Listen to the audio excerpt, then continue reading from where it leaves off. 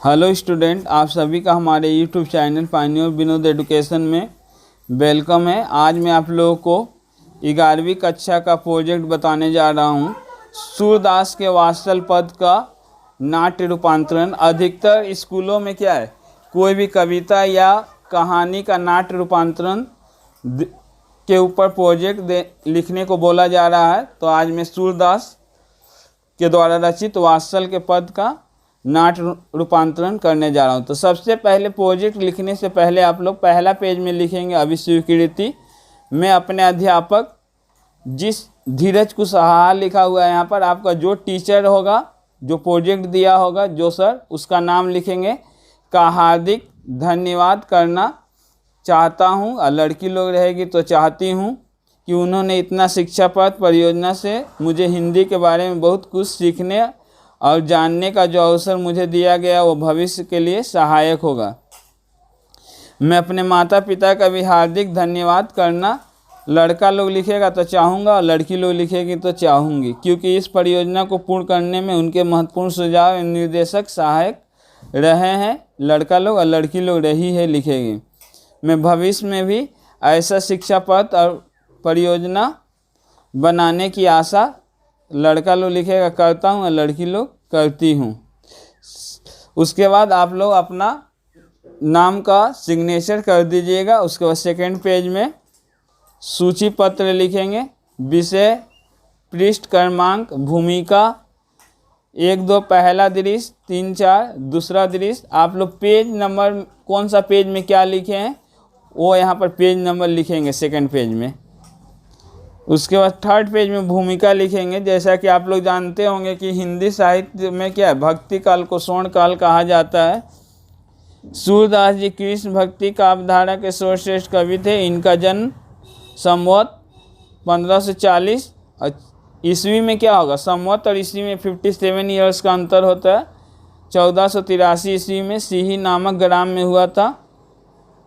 इन्हें वात्सल रस का सम्राट कहते हैं। इनकी मृत्यु संवत 1622 कोष्ट में 1563 ईस्वी में हुआ था। सूरदास जी के बारे में पहले लिखेंगे, उसके बाद उनका वात्सल का पद का हम लोग नाट्य रूपांतरण करेंगे। सूरदास जी का सूरदास के पद कोष्ट में वात्सल रस एक ऐसा पद्यांश है जिसमें माता और पुत्र का प्रेम स्पष्ट रूप से झलकती है, जिसमें माँ यशोदा के श्री कृष्ण के प्रति प्रेम को दिखाया गया। पहला दृश्य, मैया मोह दाव बहुत खिजाए, मोसे कहत मोल को लीन तू जसुमती कब जाओ, कहा करे यही रिस के मारे खेलन हो नहीं जात, पुनी पुनी कहत कौन है माता कौन है तेरो तात, गोरे नंद जसोदा गोरी तू का सामल गात, चुटकी दे दे ग्वाल नाचत हसत सवे मुस्का, तू मोही को मारने से कि दाहू कबू न खींचे, मोहन मुख रिस किए बातें जसुमती सुनी सुनी रिझे, सुनियो कान्हा बलभत चवाई जन्मत ही को धूत, सुरसामी मोही गोधन की सो हो माता तू पुत्र। इसका मैं समझाया हूँ अपने YouTube चैनल पर, आप लोग देख सकते हैं। सबसे पहले जो किताब में कविता दिया गया है उस दोनों दृश्य को लिख देंगे। दूसरा दृश्य में, मैया मैं नहीं माखन खायो, ख्याल पड़े सका सब मिले मेरे मुख लपटायो, देख तू ही छीके पर भाजन ऊँचे धड़ी लटकायो, हो जू कहत नान्हे कर अपने में कैसे कर पायो, मुख दधी पोच बुद्धि एक किन्हीं दोना पीठी दुराए, दाढ़ी साठ मुस्काई जसोदा सामी कंठ लगायो, बाल विनोद मोद मन मोह भक्ति प्रताप दिखाए, सूरदास जसुमती को यह सुख शिव बिरेंची नहीं पाए। अब कविता लिखने के बाद हम लोग नाट्य रूपांतरण करेंगे। पात्र इसमें क्या क्या है, माँ यशोदा और श्री कृष्ण, दो लोग मुख्य। स्थान कहाँ है, गोकुल ग्राम के नंद बाबा का घर, जहाँ श्री कृष्ण के बाल लीलाओं का सजीव मनोहारी चित्रण मिलता है। पहला दृश्य, नंद बाबा का घर, जहाँ श्री कृष्ण जी उदास बैठे और यशोदा माँ श्री कृष्ण के पास आती है। माँ यशोदा व्याकुलता के साथ, क्या हुआ मेरे लल्ला, तू इतना उदास क्यों बैठा। श्री कृष्ण अपनी शिकायतों को माँ यशोदा के सामने प्रस्तुत करते हुए श्री कृष्ण शिकायत करते हैं कि मैया, बड़े भैया बलराम मुझे बहुत परेशान करते हैं। माँ यशोदा को आश्चर्य होता है, आश्चर्य से क्यों?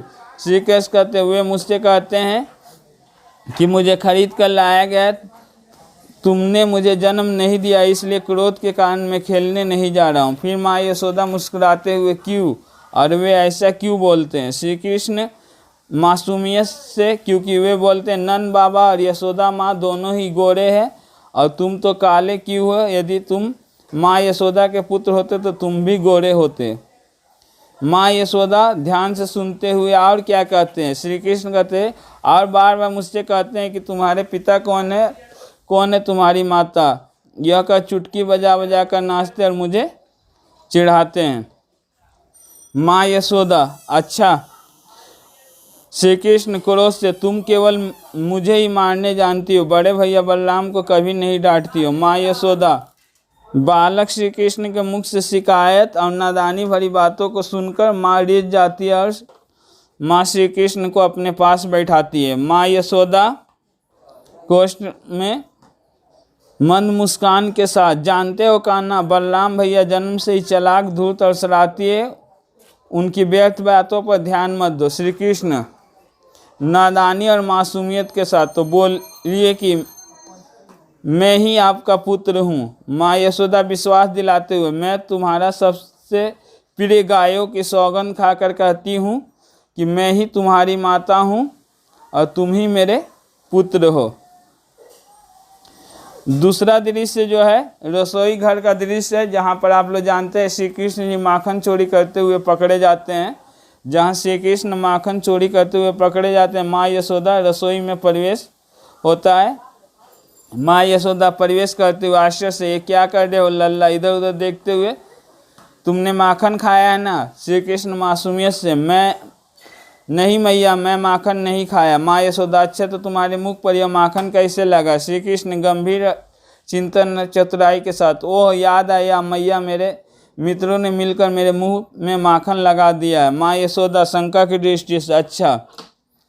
श्री कृष्ण छीके की तरफ संकेत करते हुए, मैया आप ही देखो कि माखन के छीके कितनी ऊंचाई पर है। माँ यशोदा सोचते हुए, हाँ। श्री कृष्ण विश्वास दिलाते हुए, मैया आप कहती है कि मैं कितना प्यारा हूँ, मेरे हाथ कितने प्यारे, कितने सुंदर हैं, मुलायम और छोटे छोटे हैं, तो आप ही बताइए कि मैं कैसे छीके से माखन चुरा सकता हूँ। बालक श्री कृष्ण बुद्धि का प्रयोग करते हुए माँ के आंचल से मुंह पर लगे माखन को पोंछते और माखन के दोने को पीठ के पीछे छिपाते हुए श्री कृष्ण मासूमियत के साथ, मैया अब यह सिद्ध हो गया ना कि मैंने माखन नहीं खाया। श्री कृष्ण की यह मासूमियत भरी बातों को सुनकर माँ यशोदा मन ही मन मुस्कुराती है और माँ यशोदा बैठकर श्री कृष्ण को अपने सामने खड़ा करती है, मंत्र मुग्ध होकर कहती है। माँ यशोदा विश्वास करते हुए श्री कृष्ण को हृदय से लगाए हुए, हाँ मेरे लल्ला, यह सिद्ध हो गया कि तुमने माखन नहीं खाया।